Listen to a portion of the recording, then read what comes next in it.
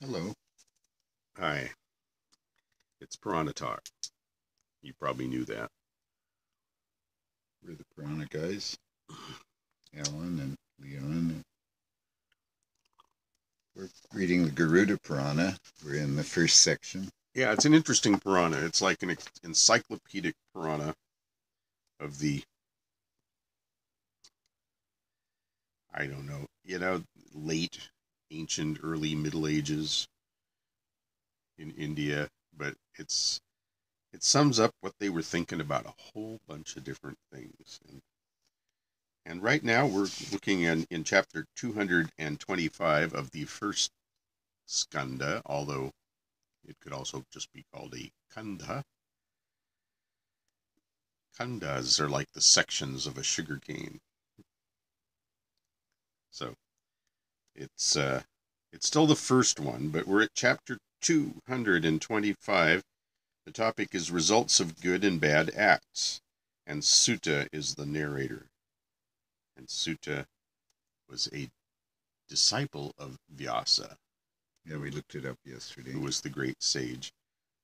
He was actually the son of Romaharshana, uh, another great sage. So Suta said, after knowing the three types of misery, such as the adhyatmika, psychological, it says parenthetically, etc., the wise man conscious of the samskara chakra, the wheel of worldly existence, will become possessed of wisdom and non-attachment to things mundane, and then merge into atyantika laya, psychic annihilation, it says. Now, that's not how I would translate atyantika um, laya, waves. It's like you just merge into the great bliss. 2. I shall mention the wheel of worldly existence from the time of death, without knowing which the individual self cannot become submerged in the Supreme Self. And here it's parenthetically giving us the Sanskrit instead of the other way around. The individual self is in the original Purushartha. Purushartha.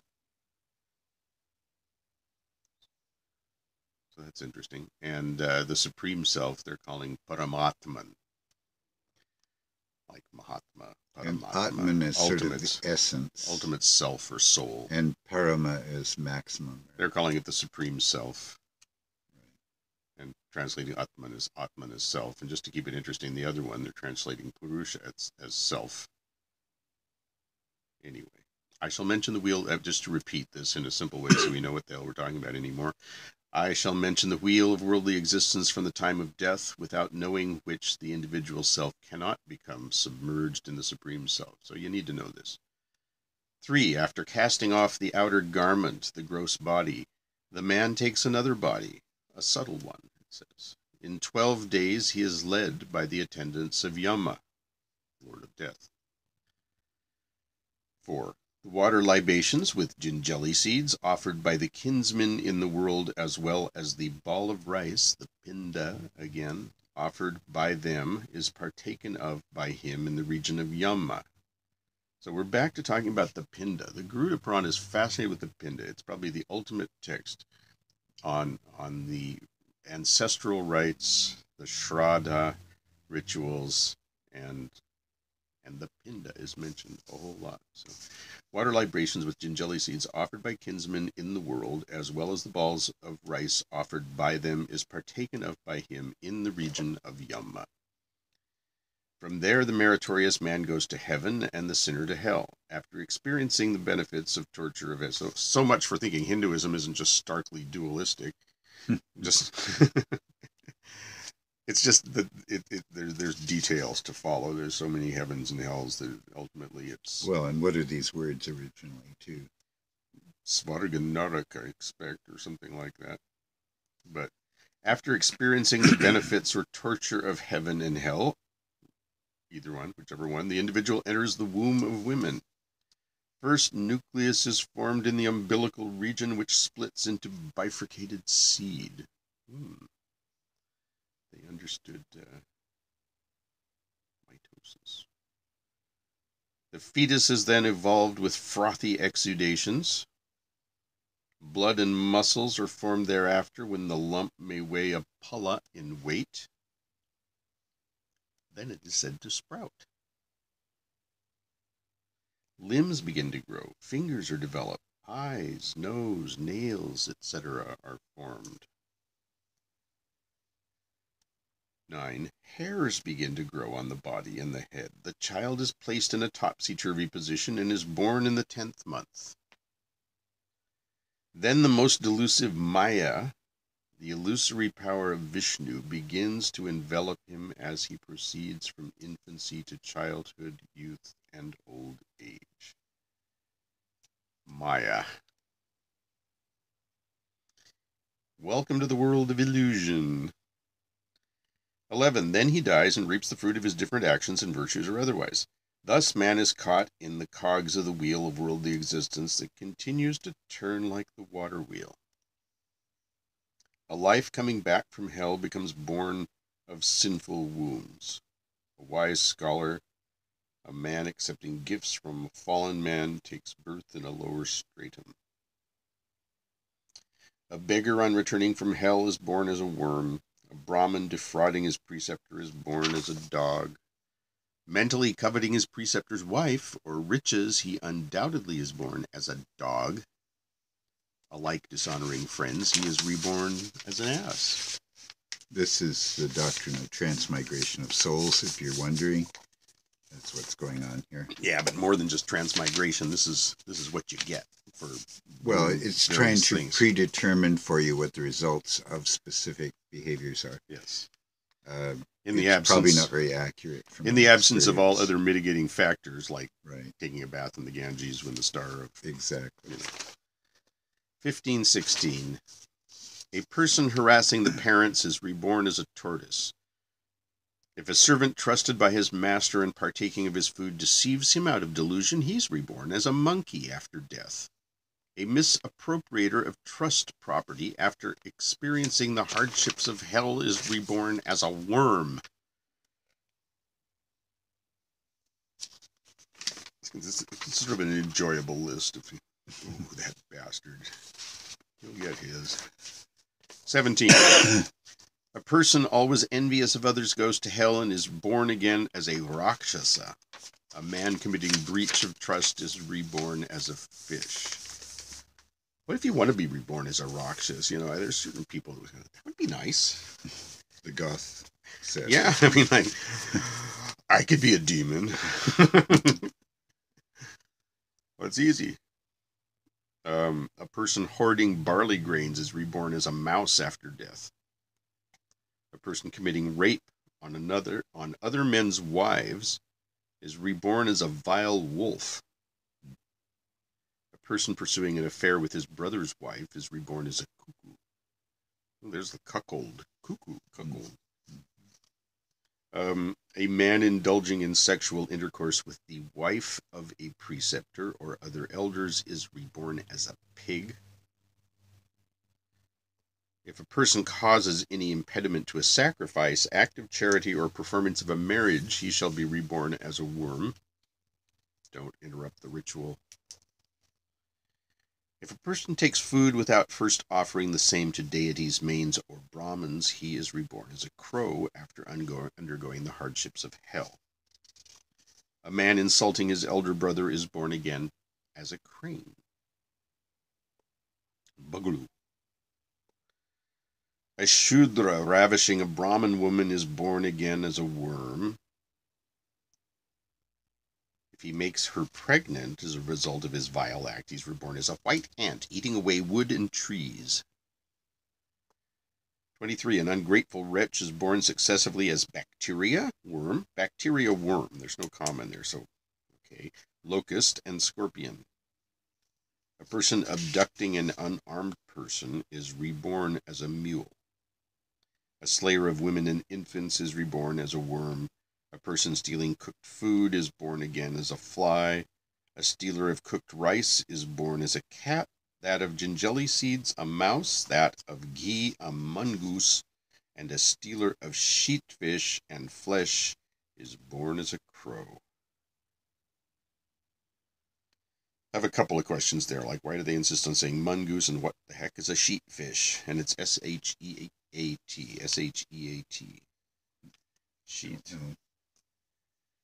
26. A man stealing honey is reborn as a gnat. A thief of fried pie is born as an ant. That's a samosa thief.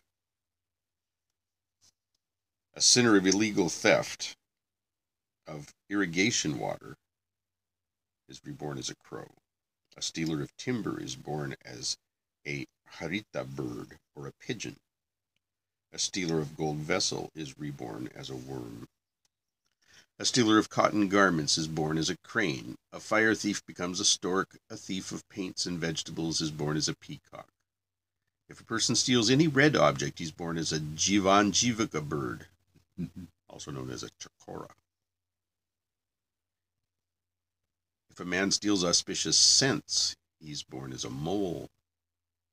That's interesting. Now, there's associations clearly with some of these that are important, but not all of them are immediately obvious. But what strikes me is the mole lives and digs in the earth, and the earth element is associated with smell.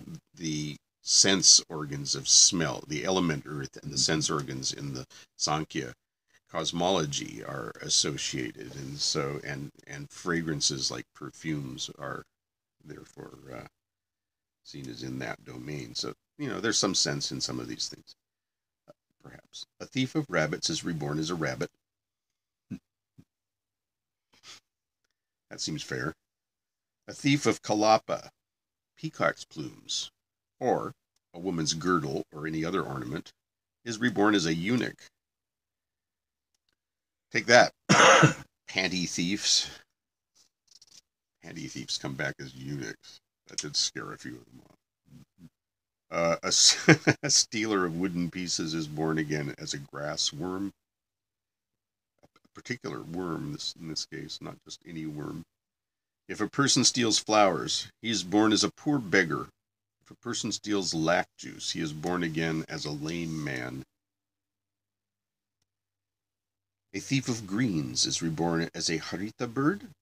A person stealing stored waters is reborn as a chataka bird. A person illegally occupying another man's house undergoes hardships in fierce hells, Raurava, etc., and is born again.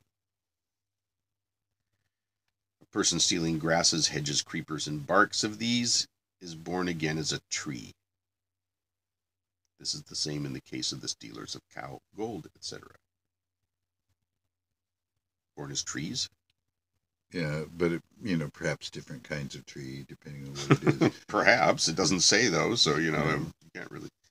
All right, but I like the person stealing grasses, hedges, creepers, and barks of these is born again as a tree. It's the first plant rebirth that we've seen in this thing. That's stanza 32. 33, a stealer of knowledge. Here we got information, what do they call it? When you patent knowledge. Never mind. A stealer of knowledge, a person who does not pay for instructions received. Okay, so you don't give diksha or something like that. You take the information and you don't give a gift in exchange for it. That's always dangerous in India, especially in ritual transactions. It's when somebody does something for you, like somebody draws a yantra or does, researches something for you, something you need, you give them something in exchange. Yeah, well, it ideally works that way in all traditions, but not everybody is so cognizant of this now. So a stealer of knowledge undergoes hardships in many hells and is born again as a dumb man. If a person casts ghee and other offerings, in unkindled fire, he is reborn as a man suffering from chronic impairment of digestion. What does that mean, unkindled fire? I don't know. Unless it's talking about doing Agnihotra kinds of behaviors without a fire. Or without a fire that's burning well or something like that. Something like that. This associates digestion and the sacrificial fire, however, which is something that I've been intrigued by because of my food obsession and, the whole notion that food and feeding are or sacrificial ritual in itself, in a sense. And digestion and health, Ayurveda, it all ties together. But I guess that's what these Puranas are telling us too. So, chronic impairment of digestion, if you throw ghee on an unkindled fire. Stanza 34, the characteristic features of those who had had their hardships in hell and are reborn are, so how you can tell people that have been through this, gone to hell and got reborn again, they are scandalizing others, ingratitude, outraging the limits of decency, ruthlessness, cruelty, attachment to other men's wives, stealing other men's property, blasphemy, harassing and deceiving others, and miserliness. Now that seems to me those are the ones that are going to hell, not the ones that have been there and have been reborn. Because don't you go through this so that you improve? No. I think what they're saying is you can tell people that have come into this life with karma because they behave like somebody that's going to have this happen again. It's like, okay, because to some extent, you have to recognize this downward tendency. It's like, if you think about the ages, how they come about. The purest one is at the beginning. Yeah. The most sullied one's at the end. Right. We have this downward trend. Mm-hmm. The same thing's going on in this incarnational business. If you'll notice, they talk about the higher reborns and go to the lower ones as they go through each stanza. Mm-hmm. And like worm is always the end one. It's never the one that you turn into right away. Well, it's not assuming you start out as a worm. It's not telling you how to move up the ladder. It addresses everything to the human incarnation. It's saying you're headed downwards if you do these things. Yes. So it's... Yeah, well, because the human incarnation is the one in which you can attain liberation. So ultimately, it's the one there's nowhere else to go except down unless you're going up. You go to dissolution and dissolution into the supreme bliss of Brahma. So 34, 35 is where it just sort of generalizes. 34, 35 is the characteristic features of those who had had their hardships in hell and are reborn. The next one, 36, 37, is the characteristic features of those who had had a happy journey in heaven and are reborn. Okay. Sympathy towards all living beings, pleasant conversation, belief in a supreme region, helping in return, truthfulness, wholesome advice to others, belief in the authority of Vedas, devotion to preceptors, devas, divine sages, enlightened sages, etc., association with good men, eagerness in performing noble deeds, and friendship. A man attains Atyantikalaya, final emancipation of the soul, by a thorough comprehension of the Yoga Vidya, along with its eight subsidiary components.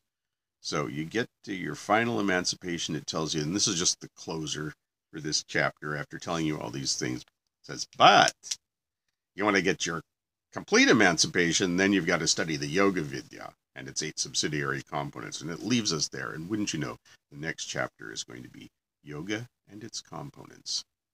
Stay tuned.